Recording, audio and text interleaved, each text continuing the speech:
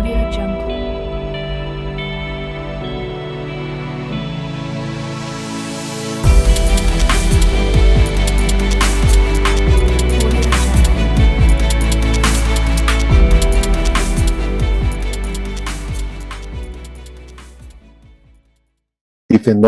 IPNU da la definición de obstrucción en 1948. Con esto nos da una pauta para poder seguir, y es lo que tenemos como base para tener el diagnóstico de POC, el apoyo por medio de la espirometría. En cuanto a las definiciones, desde 1958, el simposio SIVA da una definición de enfermedad pulmonar obstructiva persistente o irreversible, la ATS en el año 62, una definición de obstrucción crónica de las vías aéreas, y Burroughs utiliza el acrónimo de COPD por primera vez, lo cual lo utilizamos hasta la actualidad desde 1965. Entonces, las distintas sociedades o grupos de investigación sobre POC han ido cambiando la parte de la definición. Antes recordemos que era una definición que se caracterizaba como obstrucción irreversible de las vías aéreas. Se atribuía más únicamente al tabaco como causante de esta patología que se descubrió ya en la parte de los años 60, junto con la parte del cáncer de pulmón. La clasificación actual que tenemos me baso en la clasificación del GOLD. El 2020, la enfermedad pulmonar obstructiva crónica es una enfermedad frecuente, prevenible y tratable. En este aspecto es importante la palabra de prevenible, ya que podemos prevenir esta enfermedad evitando la exposición al humo de cigarrillo y tratando a aquellos pacientes que tienen la enfermedad del tabaquismo para que puedan abandonarlo. Igualmente evita las exposiciones a la biomasa, a las exposiciones ocupacionales que influyen. Y está presente también con las exposiciones que se está viendo de las infecciones en la primera infancia. Entonces, es tratable, se caracteriza por síntomas respiratorios, limitación de flujo aéreo persistentes que se deben a anomalías de las vías respiratorias o alveolares causadas generalmente por una exposición significativa a partículas y gases nocivos. En cuanto a los aportes que se ha tenido para poder tener un adecuado manejo de esta patología, un grupo de expertos justamente en el año 2001 lanza la primera iniciativa GOLD para definir, tratar y diagnosticar esta enfermedad. Posteriormente ha ido actualizando sus guías. Ya tenemos el 2002, 2006, una definición del EPOC, igualmente valorando la severidad. En este caso se valoraba la severidad en el GOLD 2001, en un estadio 0, en riesgo con espirometría normal, estadio 1 leve, moderado o severa. Que en el 2006 se retira el estadio 0 y se queda como 1, 2, 3 y 4 leve, moderado o severa. Todo valorándose igualmente con el FEVS1, la valoración pulmonar. Igualmente, el grupo español, el CEPAR, en el año 2009 lanza su primera guía juntamente con la LAT. Entonces vemos la participación que hay el grupo español y el grupo latinoamericano. En el 2011 es un año importante para la patología de POC, ya que hay novedades, hay cambios tanto en la guía GOLD como en la guía GCPOC. En la guía GCPOC es la primera que vamos a ver luego, lanza la clasificación fenotípica y le integra el fenotipo mixto, asma y EPOC. Actualmente tenemos las recomendaciones que nos da la CEPAR del 2021. El grupo YALAD, importante, lanza su primera guía en el 2011 y igualmente manifiesta su severidad, como posteriormente vamos a ver actualización en el 2014 y la última actualización en el 2009. Entonces recordemos que la EPOC es actualmente la cuarta causa de muerte a nivel del mundo y tenemos ya datos de Latinoamérica de la región donde estamos por medio de varios estudios. El estudio platino, que se realizó en 5 ciudades de Latinoamérica, crónicas en Perú, PECOL en Colombia y el último EPOCAR en la ciudad de Argentina, donde vemos una prevalencia muy variable y alta en Uruguay de 19.7% a la más baja 6.2% en Perú. Entonces tenemos los factores de riesgo para desarrollar la enfermedad, es el consumo de tabaco, exposición a combustibles biomasados, polvos y gases ocupacionales, factores relacionados al crecimiento, desarrollo pulmonar, prevalencia de POC en mujeres, está en aumento, la tuberculosis es un factor de riesgo para la obstrucción del flujo del aire, existen diferentes factores genéticos, en particular la deficiencia de alfa-1 antitripsina, que probablemente influya. Los datos sobre prevalencia en pacientes con VIH son escasos.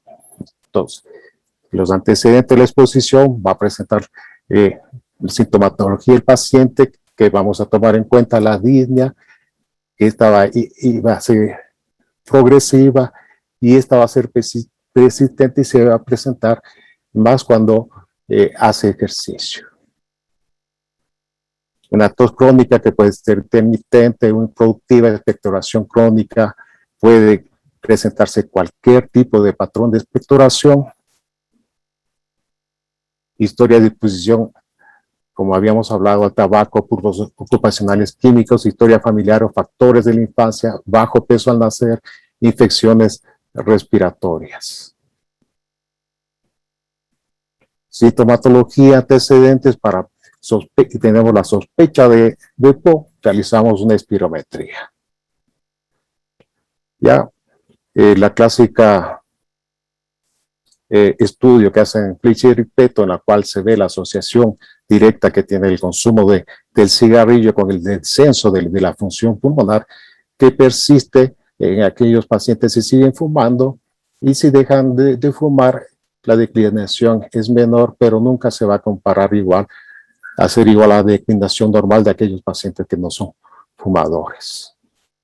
Actualmente sabemos, en base a los estudios y seguimiento que tenemos de varias poblaciones, en las cuales vemos que hay poblaciones en las cuales tienen un descenso normal con una buena función pulmonar, y hay pacientes que tienen una función pulmonar disminuida, lo cual tiene igualmente su descenso normal, pero está teniendo esa función pulmonar disminuida. Pero igual se presenta a los pacientes que tienen una función pulmonar normal, con el consumo de cigarrillo o exposición a sustancias nocivas, van a desarrollar EPOC, igual de los pacientes que tienen una función pulmonar disminuida. Entonces, la espirometría, que es lo que vamos a valorar. La espirometría, si realizamos, vamos a ver la obstrucción de la vía aérea, pero para tener el diagnóstico de EPOC necesitamos hacer una prueba postbroncodilatadora, porque si realizamos solamente una basal, una sola prueba, no vamos a tener el diagnóstico de EPOC. Podría tratarse de un asma dependiendo de la reversibilidad que tenga, pero lo que nos indica la guía POL, nos indican igualmente las otras guías sociedades, es una obstrucción, la relación FEX1-FBC menor de 0.7, postbroncodilatadora, que está acompañada con los síntomas apreciados y las exposiciones y los estímulos nocivos. La guía LAD del 2019, nos encontramos ante un paciente, nos recomienda interrogar la edad, factores de riesgo, tabaco, lucha contra la exposición a leña, ocupación, síntomas, por medio de la historia clínica o por medio de cuestionarios que son dirigidos. Vamos a valorar la población en riesgo, adultos más de 40 años con factores de riesgo, con síntomas respiratorios, como vamos a confirmar, como habíamos comentado, con una espirometría basal y postbroncodilatador. Vamos a excluir Otros diagnósticos alternativos, digamos el diagnóstico de EPOC, evaluar, definimos las gravedades. Es importante valorar las comorbilidades y el pronóstico de esta enfermedad. Hay que recordar que ya desde los años 2010, 2014 se viene hablando de que la EPOC es una enfermedad multisistémica, y esta valoración de las comorbilidades tenemos escalas, cuales podemos calificar como el índice COTE, la disnea, la oclusión, exacerbaciones, índice multidimensional de Bode, que fue la pauta igualmente para que el año 2011 empiece a tener una nueva clasificación de la severidad. Realizamos la espirometría a nuestro paciente y nos encontramos con una obstrucción, una relación PEPS1-FBC bajo, 70% post-broncodilatador, y le clasificamos según se mantiene igualmente la clasificación funcional de la GOL. Tenemos acá un 67% PEPS1, estaríamos con grado GOL 2 moderada, que está entre 50 y 80%. Ya tenemos el diagnóstico, llegamos al diagnóstico del paciente, cómo vamos a tratar. Para lo cual en el 2011 igualmente hubo cambios que les había comentado. Acá tenemos la clasificación fenotípica del EPOC por la CEPAR, pero esta es la clasificación que ya la hace en el 2014.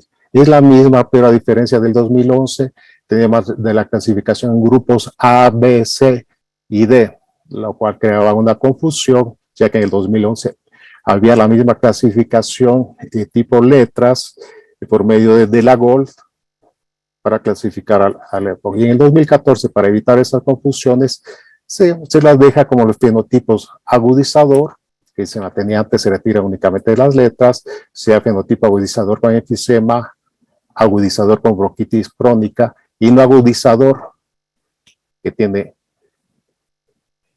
menos de 2 agudizaciones al año, y el fenotipo mixto, asma y EPOC.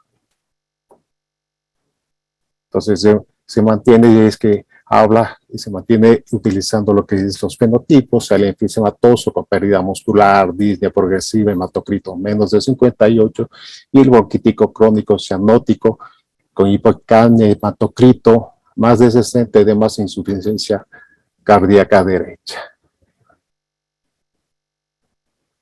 La clasificación en el 2011 para GOL estaba incluido estos dos valores, este valor del GOL, de que la clasificación funcional en el lado derecho de este cuadro de acá. Entonces, de este cuadrante tenemos la clasificación. Bueno, ya conecté la computadora, que ya estaba baja la batería. Entonces, en el 2011 teníamos aquí a este lado igualmente la funcionabilidad, y se retira en el año 2017 la clasificación funcional dentro de la clasificación multifactorial. Entonces, quedando el diagnóstico de EPOC con una relación PEPS1-FBC bajo 0,70 post broncodilatador, y se clasifica en el grado de severidad, sea GOL 1, 2, 3 y 4. Pero para la valoración multifactorial, la cual nos da la base para el manejo de los tratamientos, se mantiene la sintomatología, mayor sintomatología o menor sintomatología valorada con las escalas MRC. En las verticales tenemos AIC, que va a ser menor de 1, un CAT menor de 10, y en B y D, MRC mayor de 2 y CAT mayor de 10, más sintomatología. En las horizontales tenemos la valoración de las exacerbaciones. A y B tiene 0 o una exacerbación que no ha tenido hospitalizaciones, que da A y B, y C y D si presenta más de 2 exacerbaciones o ha tenido una hospitalización. La guía LAC en el 2011 hace la clasificación de la severidad leve, moderada o grave, es la primera guía que incluye la clasificación de severidad en las hospitalizaciones, porque la GOE la incorpora en el 2014 recién las hospitalizaciones dentro de la clasificación de la severidad. Un aspecto importante igualmente que tenemos que de la actualización del 2011 de la guía española GCPO es, además de hablar del fenotipo, habla de la estratificación en bajo riesgo y alto riesgo. En bajo riesgo se debe cumplir todos los criterios, es decir, una obstrucción postbroncodilatador del FEPS1 mayor de 50, poca sintomatología en una disnea MRC 0 a 1, exacerbaciones en el último año de 0 a 1 sin ingreso hospitalario, y de alto riesgo se debe cumplir al menos uno de los siguientes: una obstrucción del FEPS1 menos del 50%, disnea MMRC de 2 a 4 y exacerbaciones 2 o más, o un ingreso hospitalario. Todo el tratamiento farmacológico del EPOC se basa en el tratamiento del EPOC estable, lo constituyen los fármacos inhalados. También tenemos el tratamiento no farmacológico que es importante, que no debemos descuidarnos. Los broncodilatadores de larga duración son los fármacos de primera elección en la mayoría de los pacientes, y los tratamientos que se deben añadir a los broncodilatadores de larga acción en el tratamiento de inicio depende del grupo de riesgo y del fenotipo clínico. El tratamiento de fenotipo no agudizador se basa en el uso de doble broncodilatación. El tratamiento del fenotipo agudizador eosinofílico se basa utilizando broncodilatador de larga duración combinado con corticoide inhalado. El tratamiento del fenotipo agudizador no eosinofílico se basa en los broncodilatadores. Los corticoides inhalados pueden ser útiles en algunos casos, aunque su eficacia es menor. La identificación de rasgos tratables permite un tratamiento específico dirigido a las necesidades de cada paciente. El control del EPOC es una herramienta útil para el seguimiento y adecuación del tratamiento. Entonces, tenemos varios grupos de inhaladores, los beta-2 adrenérgicos de corta y de larga duración, los anticolinérgicos de corta y de larga acción igualmente. Tenemos actualmente la asociación igualmente de los broncodilatadores de larga acción, asociación de broncodilatadores de larga acción con corticoides, y la triple terapia, la asociación de un LABA más corticoide inhalados. Entonces, en base a la severidad o a la gravedad del EPOC, es lo que nos guía justamente para iniciar el tratamiento.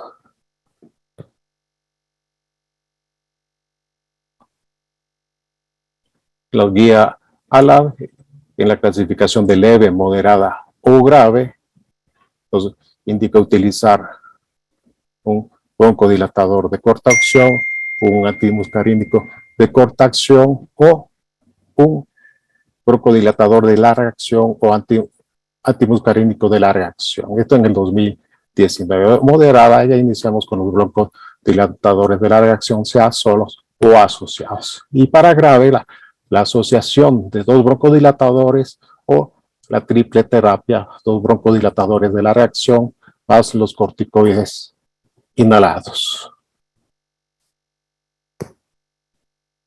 La estratificación es importante, y son estas las recomendaciones que nos hace la guía GCPOC para el tratamiento del paciente EPOC. Dentro de las recomendaciones generales, el tratamiento no farmacológico, abandono del tabaco, también hay medicación de rescate, valorar las comorbilidades, tratar las comorbilidades, la vacunación, educación terapéutica, actividad física regular. Es importante siempre que nuestros pacientes tengan una actividad física regular.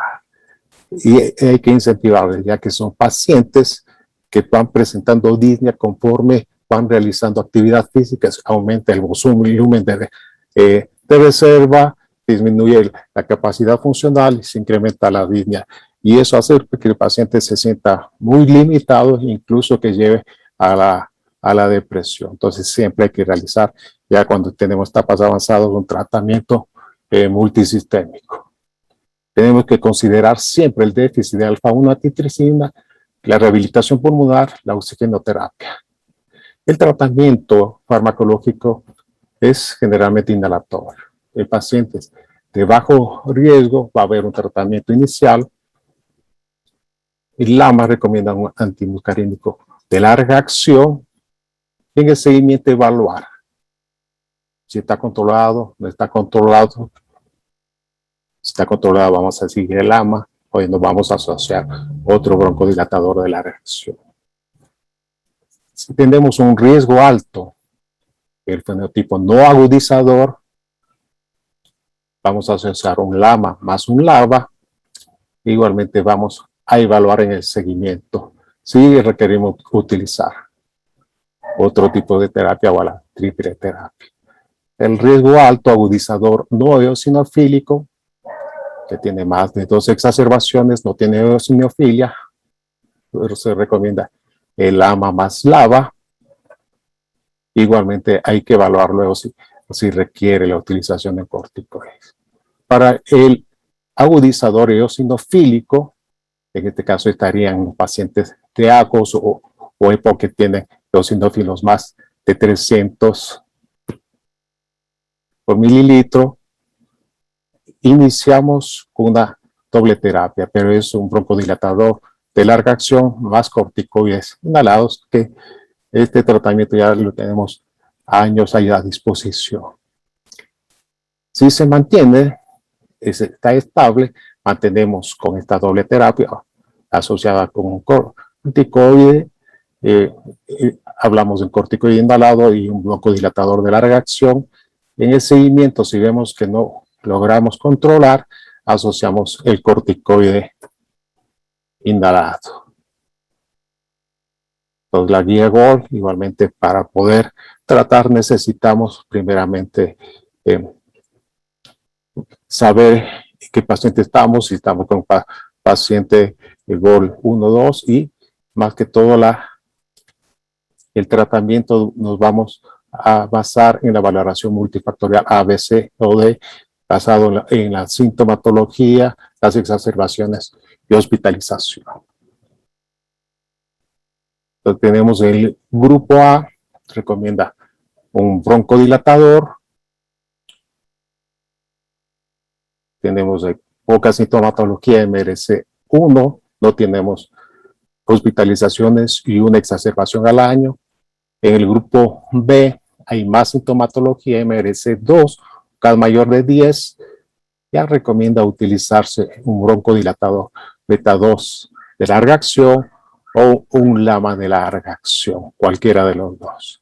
Pero en el grupo C, donde tenemos menos sintomatología, pero ha presentado una hospitalización o 2 exacerbaciones al año, recomienda iniciar con un LAMA. Igualmente puede utilizarse luego la doble terapia LAMA más LABA.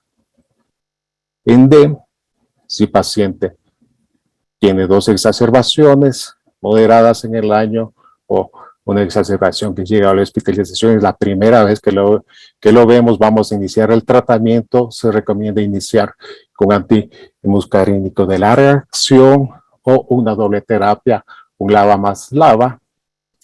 Siempre hay que considerar si tenemos la valoración de CAD mayor de 20 o tenemos una terapia un corticoide inhalado más un LABA, si los eosinófilos están son mayores de 300. Entonces son consideraciones importantes a tener. En cuanto a la utilización de los corticoides, la guía GOLD nos recomienda con un soporte bastante fuerte para utilizar.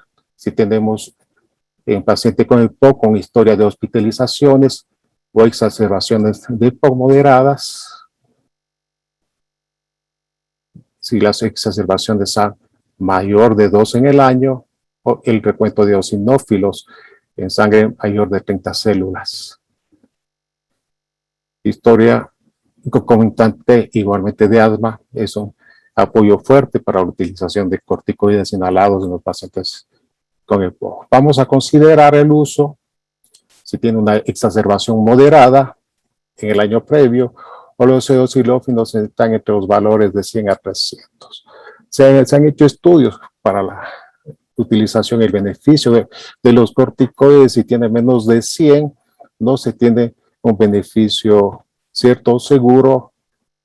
Aquellos pacientes que tienen EPOC y aquellos que tienen un contagio de eosinófilos más de 300. Y acá vamos a considerar estos valores de acuerdo a las exacerbaciones. Nos aconseja el uso de corticoides inhalados si tienen neumonías a repetición, los eosinófilos están menos de 100 células por mililitro, historia de micobacterias. Todo el tratamiento siempre vamos a basarnos en estos pilares, la reducción de los síntomas, sí, tener controlados los síntomas, que tenga una buena tolerancia a la actividad física, al ejercicio, y evitar que haya unas complicaciones de su patología. Y reducir los riesgos, reducir el riesgo de la progresión de la enfermedad, prevenir las exacerbaciones y reducir la morbilidad. Como en todo paciente, siempre vamos nosotros a revisar los aspectos, lo que es los síntomas, vamos a valorar la disnea y las exacerbaciones cada que acude a nuestra consulta. Averiguar la técnica inhalatoria. Es importante siempre el aspecto educativo y educar a nuestros pacientes sobre la técnica inhalatoria, mucho más aún ahora que tenemos varios tipos de inhaladores donde cada técnica es distinta y el paciente debe saber adecuadamente cómo utilizarla y hacer una revisión y el control de la técnica cada que acude a nuestra consulta. Y las medidas no farmacológicas también, el abandono del cigarrillo es importante. Hay muchos pacientes que a pesar de que tienen EPOC, que han tenido infartos de miocardio 1 o 2 veces, continúan fumando, entonces necesitan un tratamiento adecuado. La rehabilitación pulmonar es importante en los pacientes que tienen un PEPSUM 1 menos del 50% o en clasificación C o D. Pero en nuestros medios, en Latinoamérica no hay muchos centros de rehabilitación. Lo que recomendamos es que hagan actividad física, que hagan caminatas. La educación es un pilar fundamental para el control de esta patología en nuestros pacientes. Revisamos y vamos a ajustar las dosis. Si es necesario subir las dosis, agregar otro broncodilatador de larga acción si está con uno solo, ver si se agrega corticoide inhalado, cambiar el tipo de la molécula del medicamento o desescalar. En el aspecto de desescalar hay que tomar en cuenta algunos factores, ya que cuando nosotros iniciamos el tratamiento, damos un broncodilatador de larga acción, vamos a sumar otro broncodilatador de larga acción. El desescalar muchas veces puede costar, porque ya estamos estabilizando. Más hablamos de desescalar, es aquellos que se han iniciado con corticoides, aquellos que no tienen eosinófilos altos, han tenido controlados, podemos desescalar. Pero siempre vamos a ver la desescalación, que es difícil el paciente de EPOC, ya que estamos controlando con broncodilatadores de larga acción. Y las indicaciones no farmacológicas en los grupos, en grupo A, dejar de fumar, puede incluir un tratamiento farmacológico. La actividad física es recomendada en todo paciente, vacunación antigripal, antineumocócica, vacunación para la tosferina, los grupos B, C y D, igual dejar de fumar, incluir el tratamiento farmacológico, rehabilitación pulmonar, la actividad física, la vacunación antigripal, antineumocócica y la tosferina. Terapias de intervención, tenemos la cirugía de reducción pulmonar, mejora la supervivencia de los pacientes con enfisema grave del lóbulo superior y con una baja capacidad del ejercicio tras la rehabilitación. La bulectomía, en algunos pacientes seleccionados, la bulectomía se asocia a una disminución de la disnea y una mejora de la función pulmonar y la tolerancia al ejercicio. El trasplante en pacientes adecuadamente seleccionados con EPOC muy grave, se ha demostrado que el trasplante de pulmón mejora la calidad de vida y la capacidad funcional.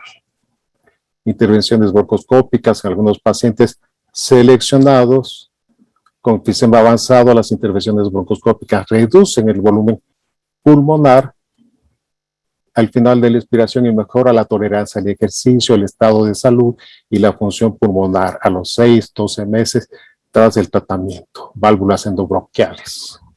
Puede utilizarse espirales también pulmonares o ablación con vapor. Esto es lo que nos recomienda igualmente la guía GSPO para ver cómo está el estado de control de nuestros pacientes por medio de este cuestionario que va a valorar la estabilidad y el impacto. ¿Cómo se encuentra usted desde la última visita? Puede ser mejor, igual o peor. Se va seleccionando el casillero. ¿Ha presentado alguna agudización en los últimos 3 meses? No o sí. Entonces, en la estabilidad de estar estable cuando cumple los 2 criterios. Y en inestabilidad si cumple cualquiera de los 2 criterios. Valoramos el esputo, cuál es el color del esputo en los últimos días, blanco limpio o sin esputo, o oscuro sucio. Otra pregunta, ¿cuántas veces utilizó la medicación de rescate en la última semana? Menos de 3 veces a la semana o mayor o igual a 3 veces a la semana.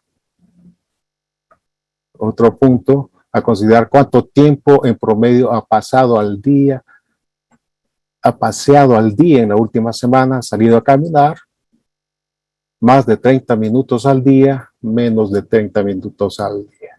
Esta pregunta, al realizarla, incentivamos al paciente que haga actividad física, que se mantenga. ¿Cuál es el grado de disnea actual según la escala MMRC? Se va a valorar el estado. Vamos a valorar la función pulmonar también. Si el PEP-SUN está mayor de 50, menor de 50, y la disnea los valoramos en los grados 1, 2, 0, 1, 2, 3 y 4 según la escala de MMRC. Y esto nos va a dar una valoración de bajo impacto. Se deben cumplir 3 de los 4 criterios de estos que tenemos acá de impacto o alto impacto. Se debe cumplir al menos 2 criterios.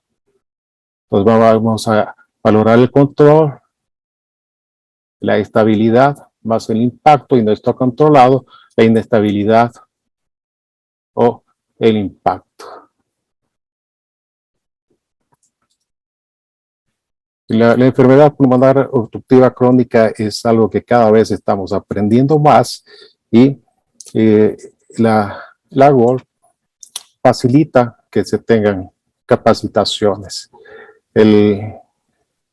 Para el 16 de noviembre hay una conferencia internacional de GOL, la cual se puede ingresar a la página web de la GOL para poder inscribirse, pero hay algo interesante que hay la conferencia internacional igualmente dirigida para Latinoamérica. que es un programa satélite, ya que estamos celebrando justamente en estos días el Día Mundial del EPOC. Esta actividad es el 23 de noviembre. Les voy a pasar el link en el chat para que puedan participar. El 17 de noviembre, recordemos, es el Día Mundial del EPOC. Con todo esto, ¿qué conocimiento sabemos? ¿Cuál es lo que es la causa? ¿Cuáles son los síntomas? Tenemos el diagnóstico, damos el tratamiento, seguimos de pronto como el pensador de Rodin ante los momentos actuales que estamos viviendo mundialmente, ya que no solamente es la crisis del COVID que ha afectado, estamos viviendo actualmente una crisis económica. Para la adquisición de los medicamentos muchas veces es difícil para los pacientes, muchos pacientes han quedado sin trabajo, están yendo hacia los hospitales o atenciones públicas. En los hospitales o atenciones públicas no hay medicamentos para poder ayudar. Entonces estamos en una gran disyuntiva. Muchas gracias. Muchas gracias, doctor Revelo. En honor al tiempo, hay dos preguntas y le indicaría unas contestaciones rápidas, pues nos indican que en el cuadro básico no hay lamas. En aquellos pacientes que justifican, ¿sería conveniente utilizar la lama más SABA? Sí, justamente lo que acabo de decir, estamos en una situación muchas veces encrucijada, como el pensador de Rodin. Si tenemos la utilización de un lava, me dice más un SABA. Un lama más un SABA. O sea, normalmente, pues, lo único que viene a las instituciones públicas es un lama y un SABA, ¿no? O un anticolinérgico de corta acción, es lo que tenemos en los hospitales públicos. No sé por qué no se califica la medicación combinada, que es el pilar fundamental en el tratamiento del EPOC, ¿no? Y también del asma. Cuando tenemos un paciente que está utilizando un LAMA, sería el estadio de la clasificación de A o la clasificación C, siempre utilizamos un antimuscarínico de larga acción, un LAMA. Para las exacerbaciones sí podemos utilizar un broncodilatador igualmente asociado de corta acción, lo utilizamos. Pero lo ideal, si el paciente no se controla, valorando el control que tenemos para el EPOC, si no logra controlarse, estamos quedándonos cortos. Necesitamos asociar un LAVA y un LAMA, es decir, un broncodilatador de larga acción. Y ver, igualmente es importante ver qué tipo de paciente, si es eosinofílico, tiene eosinófilos más de 300 células por mililitro, necesitamos agregar un corticoide. Podemos iniciar un LAVA, más un corticoide en primera instancia y luego a ver si utilizamos una triple terapia. Así es. Bueno, hay estudios de que la adherencia disminuye y todas las cosas, porque usar en un mismo dispositivo es diferente que utilizar, pues, en este caso, el SABA cada 6, 8 horas, etcétera, etcétera, ¿no? La otra pregunta, y para terminar, ¿qué opina del inicio temprano de la asociación LAMA y SABA?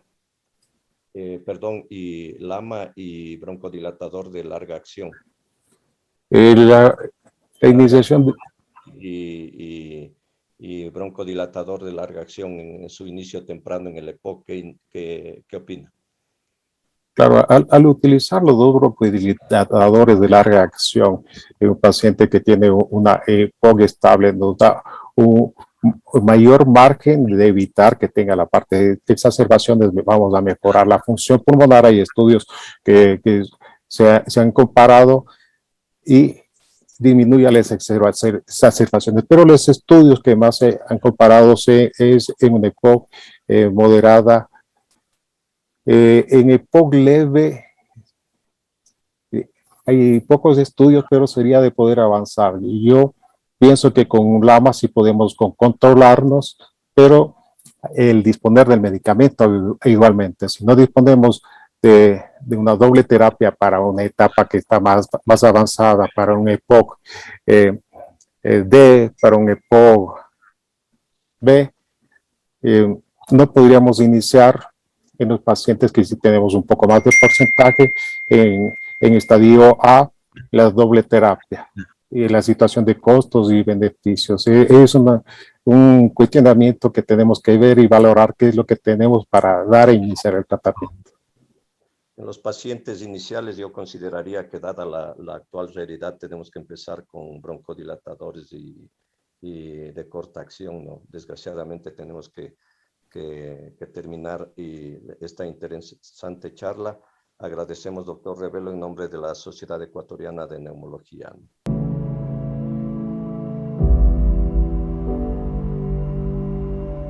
Audio Jungle.